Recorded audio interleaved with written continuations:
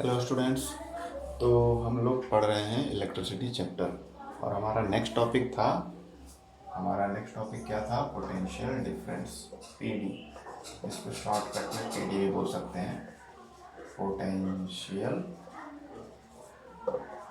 Difference. ठीक है, हमारा ये बहुत ही इम्पोर्टेंट टॉपिक है। बाकी टॉपिक्स की तरह ये भी इम्पोर्टेंट है, लेकिन एक सर्किट में पोटेंशियल डिफरेंस का क्या महत्व है, क्या इम्पोर्टेंस है, वो जानना ज़रूरी है। तो potential difference is our next topic. इसको समझने से पहले हम लोग को समझना पड़ेगा थोड़ा सा डिफ्यूजन, जो हम लोग क्लास 9 में चैप्टर फर्स्ट में पढ़े थे कि डिफ्यूजन का मतलब क्या होता है कि हाई कॉन्सेंट्रेशन से लो कॉन्सेंट्रेशन की तरफ चीज़ों का मूवमेंट होता है ना। तो उसी को हम लोग डिफ्यूजन बोलते हैं। ठीक, कोई चीज़ ज़्यादा मात्रा में और कहीं पे वही चीज़ कम मात्रा में, तो ज़्यादा से कम की तरफ मूवमेंट होता है जब तक कि दोनों तरफ बराबर मात्रा में वो ना हो जाए, इक्विलिब्रियम ना आ जाए, कांस्टेंट वैल्यू ना आ जाए। तो इसी को हम लोग बोलते हैं डिफ्यूजन। तो सेम, यानी ये जो कॉन्सेंट्रेशन में चेंज है दोनों तरफ, दो कोई भी सरफेस हो सकता है, सेल के अंदर, सेल के बाहर, या बॉडी के अंदर, बॉडी के बाहर, या कोई भी केस हो सकता है। तो दो जगह पे जो कॉन्सेंट्रेशन है, यानी उस चीज़ की मात्रा जो है, वो बहुत बड़ा फैक्टर है, एक तरह का फोर्स क्रिएट कर रहा है जिसकी वजह से चीज़ों का मूवमेंट हो रहा है हाई टू लो, है ना। तो कॉन्सेंट्रेशन एक बहुत बड़ा फैक्टर है डिफ्यूजन में। अब इससे हमको समझ में आएगा पोटेंशियल डिफरेंस। तो सिमिलरली जो पोटेंशियल डिफरेंस हमारा है, ये भी क्या है, एक बहुत बड़ा फैक्टर है। ठीक है, एक बहुत बड़ा फैक्टर है। और किसी भी सर्किट में जो करंट फ्लो करता है वो हमेशा हाई वोल्टेज एरिया से पोटेंशियल डिफरेंस को हम लोग वोल्टेज में लिखते हैं, वोल्ट में लिखते हैं। तो हाई पोटेंशियल डिफरेंस लिख सकते हैं, हाई पोटेंशियल डिफरेंस से लो पोटेंशियल डिफरेंस के एरिया में ही करंट क्या होता है, मूव करता है। ठीक है, करंट का मूवमेंट का डायरेक्शन क्या है, high potential difference to low potential difference. यानी किसी सर्किट में, या कहीं भी कोई सर्किट है, हमारे घर का सर्किट है, छोटा सा सर्किट हम लोग बनाए हैं, तो वहाँ पर जो सेल से हमको पोटेंशियल डिफरेंस मिलता है, दो एंड में उसके पॉजिटिव और नेगेटिव टर्मिनल के बीच में जो डिफरेंस होता है, वही डिफरेंस एक फोर्स क्रिएट करता है और उसी की वजह से करंट मूव करता है। ठीक है, तो पोटेंशियल डिफरेंस एक बहुत इंपॉर्टेंट फैक्टर है। एक तरह से कह सकते हैं कि ये ओरिजिनेटर है, यानी और ये जनरेट कर रहा है करंट को, है ना। अगर ये नहीं होता तो फोर्स ही क्रिएट नहीं होता, और फोर्स नहीं क्रिएट होता तो करंट मूव नहीं करता। तो हाई पोटेंशियल डिफरेंस वाले एरिया से लो पोटेंशियल डिफरेंस वाले एरिया की तरफ करंट मूव करता है। अब आप इसको हम लोग थोड़ा सा सर्किट में समझ लेते हैं। सर्किट डायग्राम से एक सर्किट बनाते हैं। ये हमारा बल्ब हो गया, बल्ब का सिंबल, ये हमारा वायर है, ये हमारा सेल है, ये स्विच है, और ये वायर कनेक्ट हो गया, स्विच ऑन है, बल्ब हमारा ग्लो कर रहा है, जल रहा है, और ये दो टर्मिनल है हमारे बैटरी के या सेल के। ठीक है ना, एक ही मतलब एक पॉजिटिव नेगेटिव, तो उसको सेल बोलते हैं। इसको बैटरी भी मान सकते हैं, कई सारे जुड़ जाएंगे तो मान लेते हैं कई सारे हैं। तो सेल या बैटरी हमारा है जिसमें दो टर्मिनल है, एक पॉजिटिव और नेगेटिव। ठीक है, तो अभी हम लोगों ने क्या पढ़ा था कि हाई पोटेंशियल एरिया से लो पोटेंशियल डिफरेंस वाले एरिया की तरफ करंट मूव करता है। तो करंट कहाँ से कहाँ मूव करेगा, यहाँ पे पोटेंशियल डिफरेंस ज़्यादा होता है, पॉजिटिव टर्मिनल की तरफ ज़्यादा होता है। तो करंट जो है हमारा, जिसको हम स्मॉल आई से भी दिखाते हैं, वो इधर मूव करेगा, इधर मूव करेगा, इधर अंदर जाएगा इस वायर के, टंगस्टन वायर के फिलामेंट जो है, इससे होते हुए इधर आएगा, इधर आएगा, इधर आएगा, इधर आएगा, इधर आएगा, और फाइनली नेगेटिव टर्मिनल पे जाके अट्रैक्ट हो जाएगा। तो करंट के मूव करने का डायरेक्शन क्या है, पॉजिटिव टर्मिनल से नेगेटिव टर्मिनल की तरफ सारे इलेक्ट्रिकल अप्लायंस से होते हुए। ठीक है, तो हाई पोटेंशियल एरिया से घूम घाम कर पूरा लो पोटेंशियल एरिया तक पहुंचा जब हमारा सर्किट क्लोज है, यानी स्विच ऑन है। स्विच ऑफ है तब तो ये सर्किट कंप्लीट ही नहीं होगा। तो स्विच ऑन कंडीशन में करंट फ्लो करता है, और वो करंट क्यों फ्लो कर रहा है, because of this difference. High potential एक तरफ है, पॉजिटिव टर्मिनल की तरफ हमेशा हाई पोटेंशियल होता है, नेगेटिव टर्मिनल की तरफ हमेशा लो पोटेंशियल होता है। तो यहाँ से पूरा सर्किट, पूरे रास्ते को, सारे पाथवे को फॉलो करते हुए हमारा करंट इधर पहुँचता है। ठीक, तो पोटेंशियल डिफरेंस एक तरह का फोर्स जनरेट करता है जिससे करंट मूव करता है। ये हमको समझ में आ गया। अब और क्या इसके डिटेल में चलते हैं पोटेंशियल डिफरेंस के।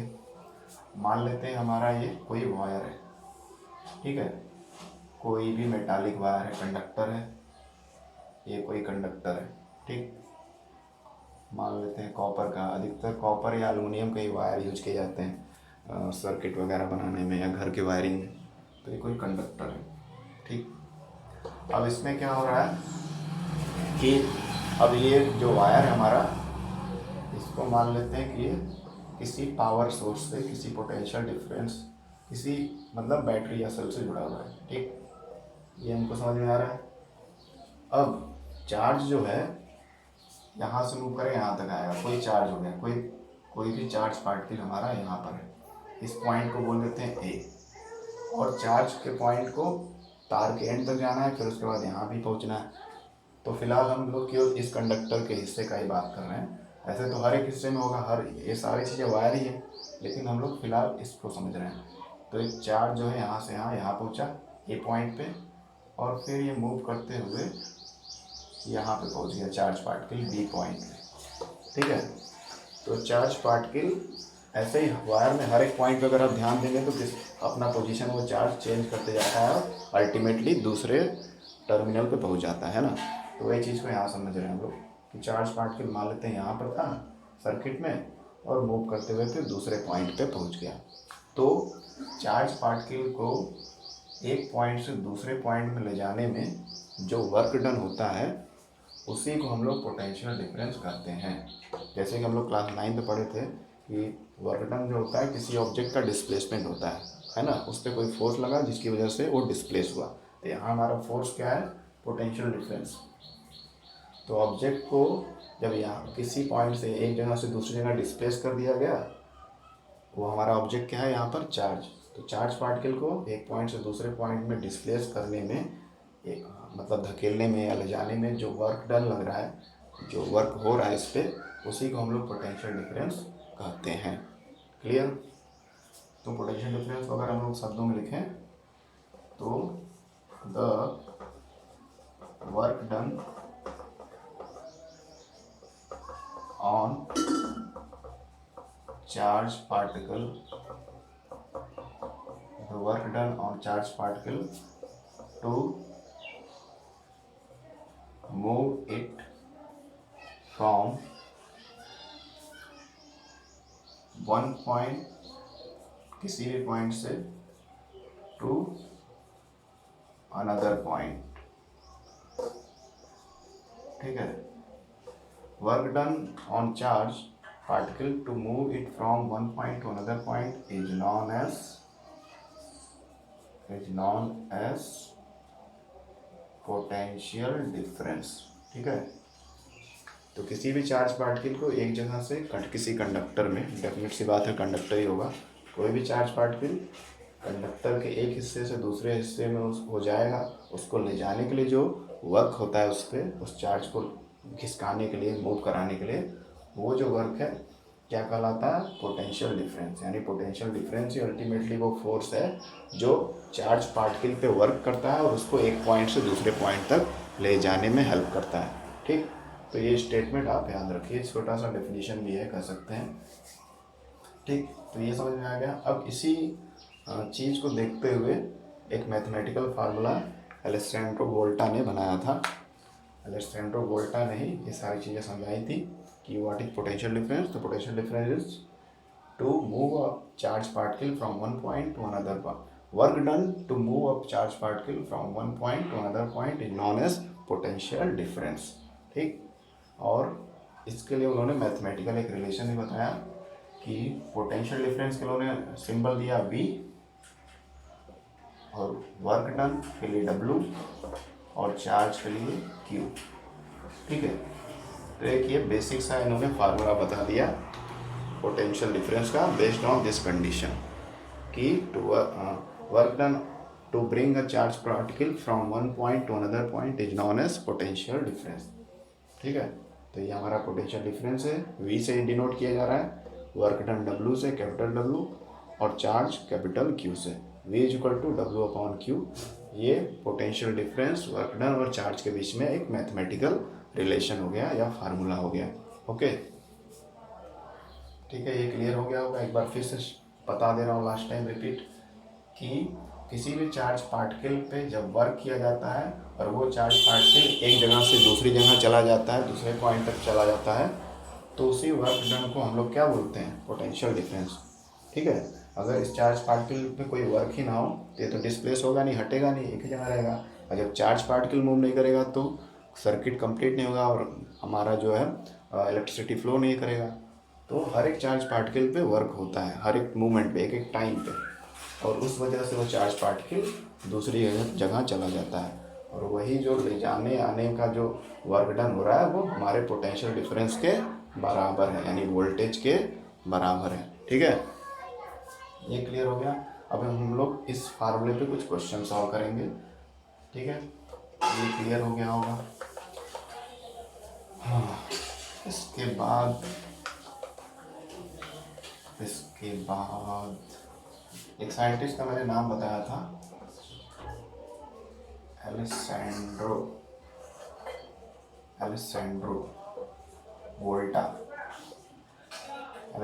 वोल्टा जो थे, उन्होंने पोटेंशियल डिफरेंस के बारे में बताया, इसलिए इनके सरनेम पर ही पोटेंशियल डिफरेंस का यूनिट क्या हो गया, वोल्ट। ठीक है, और पोटेंशियल डिफरेंस को जनरली हम लोग वर्ड्स में कैसे लिखते हैं, लेकिन सिंबल में हम लोग क्या लिखते हैं, इसका सिंबल क्या है, फार्मूले में इसका सिंबल है कैपिटल वी। ठीक है, तो ये वी कहाँ से आया है, वोल्टा से आया है। एलेसेंड्रो वोल्टा जो थे साइंटिस्ट, उनके सरनेम पे ही पोटेंशियल डिफरेंस का यूनिट बना है, दैट इज वोल्ट, और पोटेंशियल डिफरेंस का जो लिखने का सिंबल है फार्मूले में, जो कैपिटल वी है, वो भी उन्हीं के सरनेम से आया है। क्लियर, चलिए अब फार्मूले पे समझते हैं। ये क्लियर हो गया, तो V is equal to W upon Q, ये एक मैथमेटिकल रिलेशन बना है। ये पहला फार्मूला हो गया।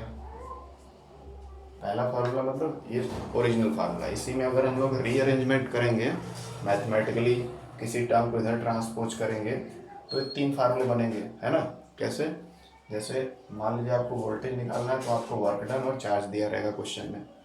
अब मान लीजिए आपको वर्क डन निकालना है, तो पोटेंशियल डिफरेंस और चार्ज दिया रहेगा। हो सकता है पोटेंशियल डिफरेंस और वर्क दिया रहे, चार्ज में दिया रहे, तो चार्ज निकालना पड़ेगा। तो इसी फार्मूले को रीअरेंज करके 3 फॉर्म में हम लोग लिख सकते हैं। तो दूसरा जो फॉर्म होगा, मान लेते हैं हमको चार्ज निकालना है, तो ये क्यू उधर चला जाएगा, ये डिनोमिनेटर में उधर चला जाएगा, मल्टीप्लाई हो जाएगा इससे, और ये वी वोल्टेज हमारा या पोटेंशियल डिफरेंस यहाँ आ जाएगा। तो दूसरा फार्मूला बन जाएगा हमारा, इसी को रीअरेंज करके Q is equal to W upon V, Q is equal to W upon V. ये हमारा दूसरा फार्मूला हो गया इस ओरिजिनल फार्मूले को ही रीअरेंज करके। ठीक है, अब इसी को फिर से रीअरेंज करते हैं। मान लेते हैं कि किसी क्वेश्चन में वर्क डन पूछ लेगा, है ना, जो यहाँ लेफ्ट हैंड साइड में है उसको हम लोग फाइंड आउट कर सकते हैं। तो 2 टर्म हमारे हो गए, वोल्टेज हो गया, चार्ज हो गया, अब तीसरा क्या बाकी है, वर्क डन। तो तीसरा बनाते हैं फार्मूला। अब वर्क डन के लिए क्या करेंगे, ये डब्ल्यू यही रहने देंगे, इस वी को इधर लेते जाएंगे, कुछ भी इधर नहीं रहेगा, केवल डब्ल्यू रहेगा, यानी वर्क डन रहेगा। तो ये भी यहाँ पे डिवीजन में इधर जाएगा तो मल्टीप्लिकेशन हो जाएगा। So work done is equal to हो जाएगा हमारा फार्मूला रीअरेंज होकर कुछ इस प्रकार से। ठीक, तो एक इस फार्मूले को हम लोग रीअरेंज करके 3 फार्मूले बना दिए, एक वोल्टेज निकालने का या पोटेंशियल डिफरेंस निकालने का, दूसरा चार्ज निकालने का, तीसरा वर्क डन निकालने का। ठीक है, क्लियर है। चलिए तो इन तीनों फार्मूले में बेस्ड एक एक क्वेश्चन, सैम्पल क्वेश्चन हम लोग लगाते हैं। ओके, इसको मिटा देते हैं, फिर लगाते हैं क्वेश्चन। तो ये तीनों फार्मूले, ये जो 2 फार्मूले बने इसी से बने, इस ओरिजिनल फार्मूले को रीअरेंज करके इनको जो टर्म्स हैं इनको ट्रांसपोज करके बनाया गया है। ओके, चलिए तो कुछ क्वेश्चन सॉल्व करते हैं। क्वेश्चन सॉल्व किया जाए। पहला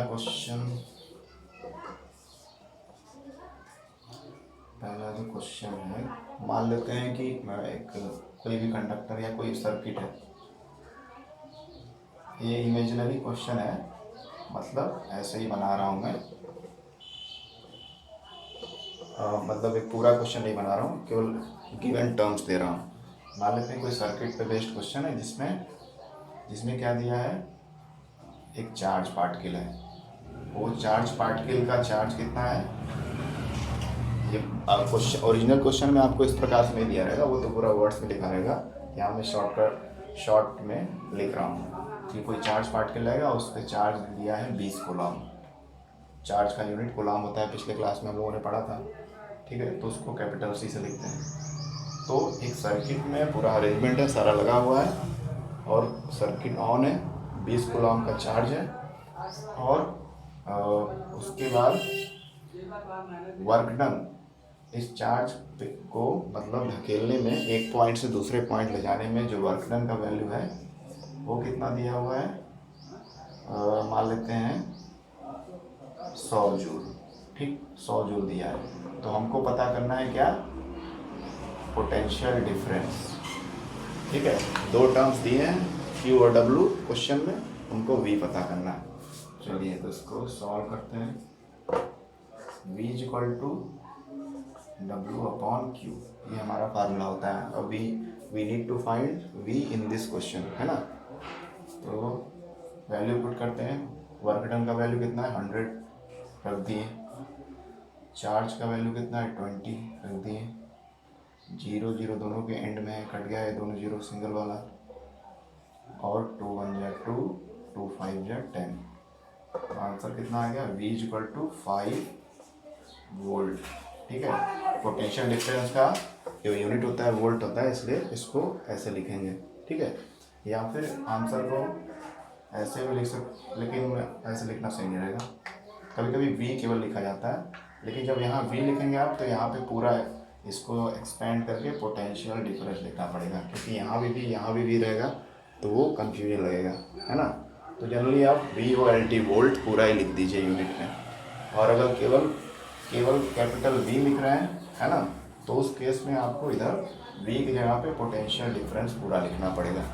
ये दोनों चीज़ों का आपको ध्यान देना होगा। ओवरऑल यही है आपका सिंपल सा कैलकुलेशन, और इस फार्मूले की सहायता से हमको पोटेंशियल डिफरेंस या V हमको वोल्ट में मिल गया। कितना वोल्ट, 5 वोल्ट, ठीक है।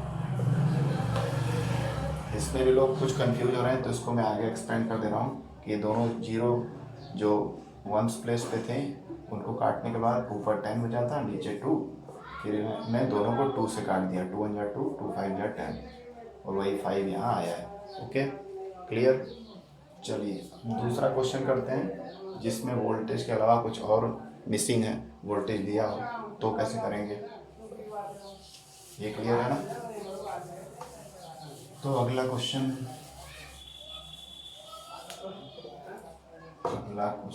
है, ये भी सर्किट में, सब सारा सर्किट बेस्ड ही होगा। तो एक सर्किट में वोल्टेज दिया है, मतलब वो जो बैटरी का पार्टिकुलर वोल्टेज होता है, तो हमको पता होता है कि 4 वोल्ट का है कि 10 वोल्ट का है, कि जो पावर सप्लाई आ रहा है 220 वोल्ट का, हमको पता रहता है वैल्यूज, ठीक। तो सर्किट में वोल्टेज का वैल्यू दिया हुआ है, कितना दिया हुआ है, वोल्टेज ना लिख के इसको PT लिखते हैं। पोटेंशियल डिफरेंस कितना दिया हुआ है, 110 वोल्ट, ठीक है। यहाँ पे मैंने PD लिख दिया, तो इसको केवल B लिख सकता हूँ। तो पोटेंशियल डिफरेंस 110 वोल्ट दिया है, और वर्क डन दिया है, वर्क डन मान लेते हैं 30 जूल दिया है, 30 जूल, 30 जूल। वर्क डन हमेशा जूल में होता है, याद है आपको, तो वही है। तो हमको अब क्या पता करना है, तो अब हमको पता करना है चार्ज, है ना, क्योंकि जो फार्मूले में 3 टर्म है, उसमें तो 2 हमको पता है, तीसरा क्या है, Q। चार्ज नहीं पता है, तो पता करते हैं। So V is equal to W upon Q। ये हमारा ओरिजिनल फार्मूला था, इसको रीअरेंज करेंगे।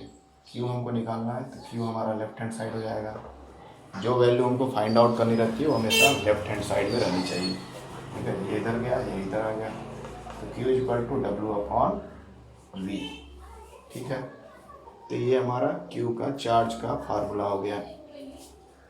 अब इसमें वैल्यूज पुट करते हैं। वर्क डन कितना दिया है 30 जूल, और वोल्टेज या पोटेंशियल डिफरेंस कितना दिया 110। ठीक है, लास्ट में दोनों के जीरो है, काट देते हैं। कोई भी वैल्यू इसमें हो सकती है, तो हम लोग ऐसे ही इमेजिनरी एक क्वेश्चन बना रहे हैं। तो जीरो जीरो कट गया तो आया कितना 3/11।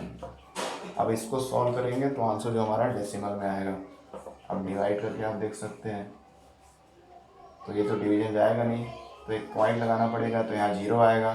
तो 11 2 जा 22, तो यहाँ पे बचा 8 है ना, यहाँ पे बचा 8 और पॉइंट लग गया तो ऑटोमेटिकली एक जीरो बढ़ेगा। 11 7 जा 77। ठीक है, अब यहाँ पे 3 आ गया।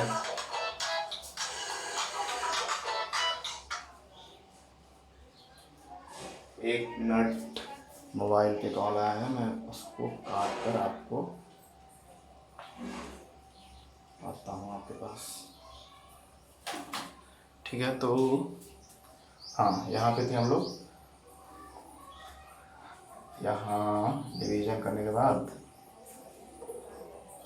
ये आया 11 2 जा 22, तो अप्रॉक्सीमेटली कितना आएगा 0.272 और आता रहेगा, लगातार ये रिपीट होता रहेगा, रिपीटेटिव नंबर है ना। तो चार्ज का वैल्यू हमारा कितना है 0.272 कूलॉम। चार्ज का यूनिट होता है कूलॉम। तो ये हमारा चार्ज निकल गया with the help of this formula, the formula which relate potential difference, work done and charge. ठीक है, तो इसकी सहायता से हम लोग चार्ज निकाल लिए आसानी से। जैसा कि क्वेश्चन में दिया है उसको ध्यान से वैल्यूज़ को पुट करेंगे, फार्मूले को सही से रीअरेंज करेंगे, या मैंने अभी जो बताया था तीनों फार्मूले को रीअरेंज करके उसको आप लर्न कर सकते हैं, और लर्न कर लेंगे तो और अच्छा है। लेकिन आपको ट्रांसपोज करके फार्मूले में मॉडिफिकेशन करना आना चाहिए, तो ज़्यादा बेटर रहेगा। लर्न करने में कभी आप गलत ऊपर नीचे कुछ टर्म कर देंगे तो आंसर गलत हो सकता है, इसलिए फार्मूले को रीअरेंज करना आपको आना चाहिए। ठीक है, तो ये हो गया, चार्ज निकल गया हमारा 0.272 कूलॉम। अब आते हैं तीसरे कंडीशन पे कि जब मान लीजिए वर्क डन ही ना दिया हो, वोल्टेज भी दिया हो, चार्ज भी दिया हो, तब क्या होगा। थर्ड क्वेश्चन करते हैं। तो यहाँ पर वोल्टेज 220 वोल्ट दिया है। ठीक है, वोल्टेज 220 वोल्ट दिया है, और मान लेते हैं कि वर्क डन जो दिया है वो 100 जूल मान लेते हैं। हाँ, 100 जूल मान लेते हैं। 100 जूल का वर्क डन उस पर हो रहा है, तो चार्ज कितना होगा। एक मिनट, ये तो गड़बड़ हो गया। हमको क्या निकालना था, वर्क डन ना, वही चार्ज तो हम लोग निकाले हैं। तो मान लेते हैं कि चार्ज जो है हमारा 20 कूलॉम का है, या कुछ और मान लेते हैं 50 कूलॉम। ठीक, तो पोटेंशियल डिफरेंस किसी सर्किट में इतना है, चार्ज का वैल्यू इतना है, और हमको निकालना है वर्क डन। ठीक है, उसी सेम फार्मूले को रीअरेंज करके। सो पहले ओरिजिनल फार्मूला लिखेंगे, या फिर आपको अगर याद है रीअरेंज फार्मूला तो उसको लिख सकते हैं। ठीक है, V equal to W upon Q, इसको रीअरेंज करेंगे। हमको W का फार्मूला चाहिए, तो W इक्वल टू होता है V into Q, V into Q, है ना। अब इसी फार्मूले में वैल्यूज़ को पुट कर देते हैं। वोल्टेज या पोटेंशियल डिफरेंस की जगह पे ये वैल्यू रखेंगे 220, चार्ज की जगह पे क्या रखेंगे 50, है ना। हम मल्टीप्लाई कर देते हैं। मल्टीप्लाई करने के लिए ये जो लास्ट में 2 जीरो है इसको पहले लिख देते हैं।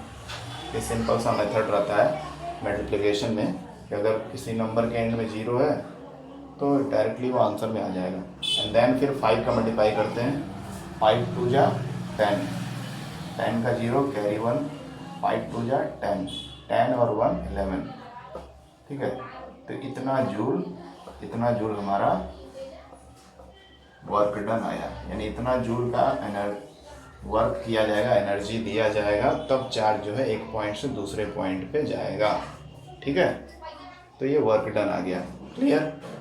तो इसी तरह से सिंपल छोटे छोटे फार्मूले हैं इस चैप्टर में, और आगे के चैप्टर्स जो भी हैं फिजिक्स के, उसमें फार्मूला बेस्ड ही सारे क्वेश्चन हैं। बस आपको कंडीशन सही से याद होनी चाहिए, सही से वैल्यू पुट करना आना चाहिए, और फार्मूले को रीअरेंज करना सही से आना चाहिए। उसमें गड़बड़ी करेंगे, अगर कोई को रीअरेंज नहीं कर रहा है, उसका मैथ्स वीक है, कहीं क्यू ऊपर रख दिया वी के फार्मूले में कि V equal to Q upon W, तब तो सारा गड़बड़ हो जाएगा। तो थोड़ा सा अच्छे से लर्न करना और फार्मूले को रीअरेंज करना आना चाहिए। ठीक, तो बहुत ही आसानी से छोटे छोटे क्वेश्चंस हो जाएंगे। क्लियर है? तो पोटेंशियल डिफरेंस का हमारा ये टॉपिक ऑलमोस्ट ओवर हो गया है। कुछ छोटी मोटी चीज़ें उसको डिस्कस कर लेते हैं। तो 3 कंडीशन पे 3 हम लोगों ने छोटे छोटे क्वेश्चन सॉल्व कर लिए। अब कुछ एक्स्ट्रा नॉलेज की चीज़ें भी जान लेते हैं। एक्स्ट्रा क्या है, बुक में आपकी दी हुई है कि पोटेंशियल डिफरेंस जिस इंस्ट्रूमेंट से मेजर किया जाता है उसका नाम क्या होता है? Volt meter. ठीक है, और उसका सिंबल कुछ इस प्रकार से होता है। अगर हम लोग सर्किट डायग्राम बनाते हैं तो ऐसे तो एक मशीन आता है पूरा बॉक्स जैसा वोल्ट मीटर का, उस पर रीडिंग वगैरह होती है, नीडल भी होता है, या डिजिटल भी आता है आजकल। लेकिन अगर हम लोग सर्किट में बनाएंगे तो कुछ इस तरह का सिंबल रहेगा, एक तरफ प्लस एक तरफ माइनस। तो वोल्ट मीटर नाम का जो मशीन होता है उसकी सहायता से हम लोग पोटेंशियल डिफरेंस सर्किट में मेजर करते हैं। उसके अलावा करंट हम लोगों ने पीछे पढ़ा था, उसको कैसे मेजर किया जाता है ये भी पढ़ लेते हैं साथ ही में। तो करंट इज मेजर्ड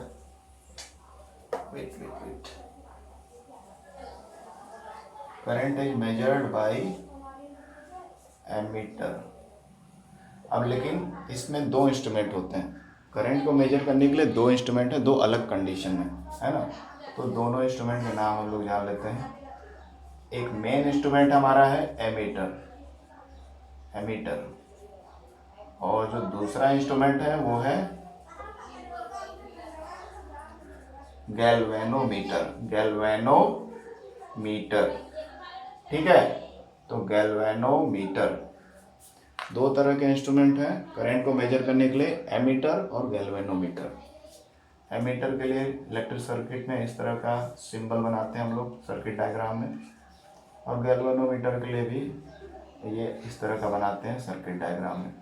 अब दोनों में डिफरेंस क्या है? एमीटर जो होता है करंट के लार्ज वैल्यू को मतलब कैलकुलेट करता है या मेजर करता है। मतलब जब नॉर्मल करंट रहे या नॉर्मल से ज़्यादा रहे, तो अच्छा खासा जब करंट का वैल्यू रहता है तब ये एमीटर नाम का इंस्ट्रूमेंट यूज किया जाता है।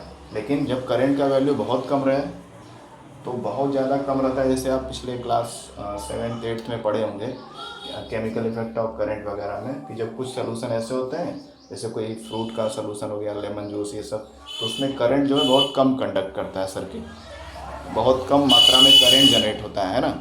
तो वो बहुत जो कम मात्रा में करंट जनरेट होता है उसको मेजर करने के लिए गैल्वेनोमीटर नाम का इंस्ट्रूमेंट होता है। ये बहुत ही कम अगर करंट है किसी सर्किट में तो उसको भी मेजर करने में हमारी हेल्प करता है। ठीक, और ये तो एमीटर जो है नॉर्मल वैल्यूज़ को इजीली मेजर करता है। अब करंट का जो लो वैल्यू होता है, लो वैल्यूज ऑफ करंट, इसमें पहला है मिली एम्पियर। मिली एम्पियर का मतलब है 10⁻³ एम्पियर।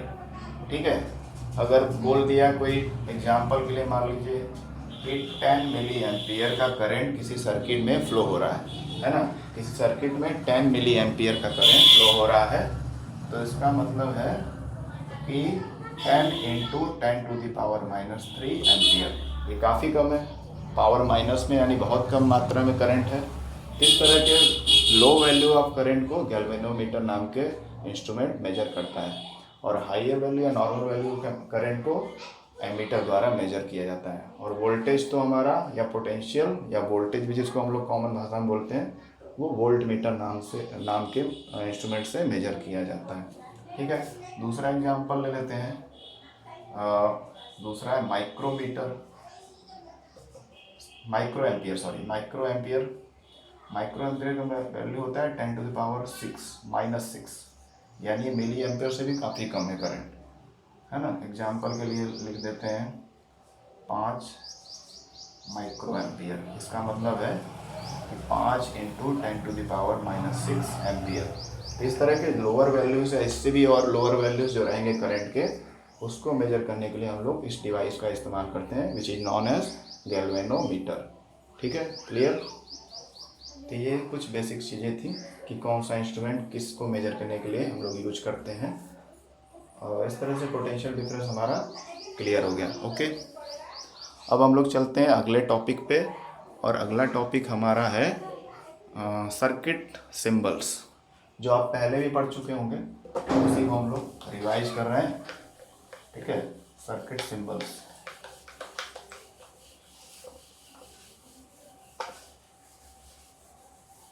नेक्स्ट टॉपिक अगर हम लोग एनसीईआरटी से के बेस्ड पे चल रहे हैं, तो हमारा नेक्स्ट टॉपिक है इलेक्ट्रिक सर्किट सिंबल्स। ठीक है, इलेक्ट्रिक सर्किट में जो अलग अलग तरह के सिंबल्स हम लोग 2D यानी पेपर पे, ऑन पेपर हम लोग शो करते हैं, उसके बारे में पढ़ना है। कुछ कॉमन जो सिंबल्स होते हैं उसके बारे में। तो पहला जो हो गया, फर्स्ट सबसे पहले सेल का सिंबल देख लेते हैं। ये सारी चीज़ें आपको पढ़ी होंगी लोअर क्लास में, एक बार रिवाइज करने की ज़रूरत है। तो सेल, जिसको शेल बोलते हैं, हमारा सेल जो होता है छोटा सा, उसका क्या होता है वैल्यू या सिंबल, कुछ इस तरह का होता है ना। ये हमारे इलेक्ट्रिक सेल का सिंबल हो गया। अब कई सारे सेल जब लग जाएंगे तो उसको हम लोग क्या बोलते हैं, बैटरी। जहाँ पे कई सारे सेल लग जाएं, जहाँ पे कई सारे तरह के कई सारे सेल्स जो है अटैच हो जाए एक दूसरे से, इंटरकनेक्टेड, तो इस तरह के अरेंजमेंट को हम लोग बैटरी बोलते हैं। ये भी हम लोग पढ़ चुके हैं। उसके आगे देख लेते हैं और क्या कॉमन सिंबल्स हैं इलेक्ट्रिसिटी के। वायर में सिंपल सा स्ट्रेट लाइन ड्रॉ करते हैं हम लोग, है ना। सर्किट ड्रॉ करते समय स्ट्रेट लाइन का मतलब होता है वायर, यानी कंडक्टिंग वायर, जिसमें करंट फ्लो हो रहा है। फोर्थ, तो सेल हो गया, बैटरी हो गया, वायर हो गया। बल्ब का सिंबल अगर हम लोग दिखाते हैं, कुछ इस तरह से फिलामेंट को दिखाते हैं, क्योंकि वो कर्व्ड रहता है और उसके बाहर एक कांच का मतलब कवरिंग रहता है, जिससे वो ढका रहता है बल्ब। तो ये हमारा बल्ब का सिंबल हो गया, जिसमें से 2 वायर निकले हुए कनेक्ट करने के लिए सर्किट में। ये बल्ब का सिंबल हो गया। और क्या होता है, स्विच। ठीक है, स्विच को की भी बोलते हैं, स्विच को की भी बोलते हैं, प्लग इन की बोलते हैं, जैसे आपके बुक में लिखा है प्लग इन की। ठीक है, प्लग इन की।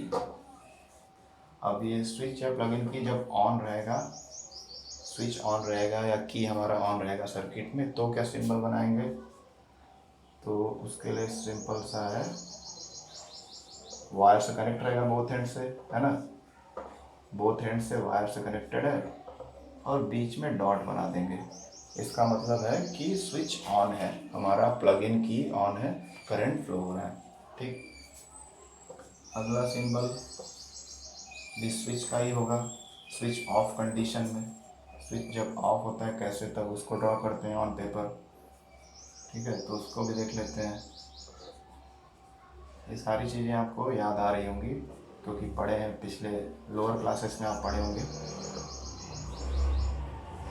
तो जब स्विच हमारा या प्लगिंग की ऑफ रहता है, ऑफ रहता है तब क्या बनता है, सेम सिंबल रहेगा लेकिन इसमें डॉट नहीं रहेगा। ये डॉट का मतलब रहता है कि स्विच ऑन है, और डॉट हटा देंगे तो स्विच ऑफ कंडीशन। ठीक है, उसके अलावा कौन सा सिंबल हो सकता है,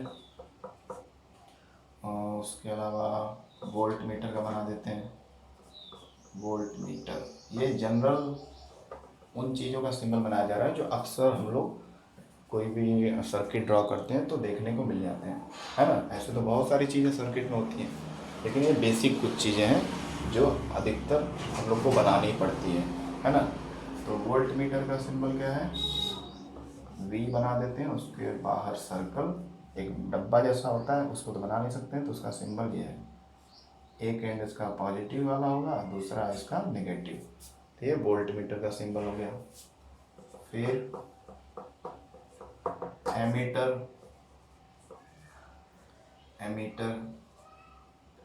एमीटर जो है, एमीटर इसका सिंबल होगा, थोड़ा नीचे बनाते हैं इसको, ए से बनाएंगे, ये करंट मेजर करता है। इसको भी हम सर्कल कर देंगे, ये भी बॉक्स जैसा होता है।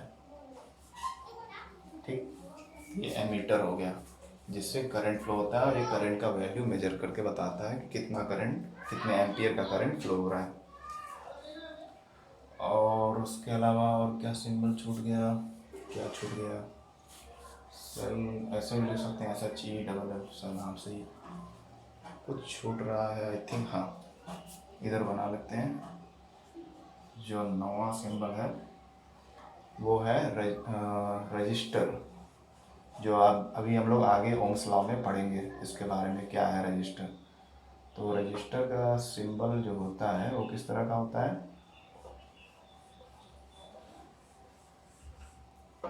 ठीक है, कुछ इस तरह का होता है। ये भी वायर ही होता है, लेकिन ये इसका जो स्ट्रक्चर होता है थोड़ा सा टेढ़ा मेढ़ा होता है, और इस वजह से करंट को रेजिस्ट करता है, रोकता है, करंट के रास्ते में बाधा बन जाता है। ठीक है, इसलिए इसको रजिस्टर नाम दिया गया है। Register that means it resist